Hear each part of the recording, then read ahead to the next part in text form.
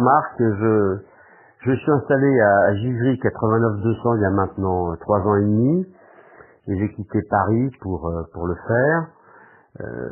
Lorsque je me suis décidé à habiter Givry, j'avais regardé les horaires de train en me disant que je pourrais faire des connexions rapides, fréquentes, sans trop de changements entre Paris et Givry. Et au fil de ces 3 ans et demi, la situation s'est dégradée. Moins de trains directs particulièrement, beaucoup de changements et des horaires qui sautent. Ce qui veut dire que lorsqu'on a des rendez-vous à tenir, il faut en permanence s'assurer que le train du lendemain sera effectivement disponible et pas qu'il sera remplacé par un bus ou qu'il sera retardé, etc., etc. Ce qui demande une grande gymnastique de changement de son agenda. Je trouve que les trains nouveaux sont de bonne esthétique.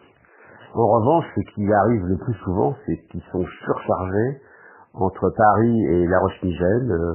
Il est très fréquent dans les trains de 17h30, voire même de 16h30, que beaucoup de gens soient debout. Et moi, il m'est arrivé très souvent d'être debout pour faire mon trajet.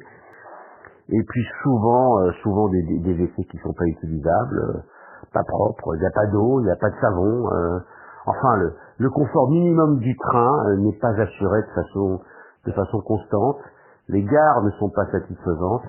Donc je trouve que grosse déception par rapport à un discours sur le train qui est généreux et qui me plaît. La réalité est loin d'être à la hauteur de la promesse.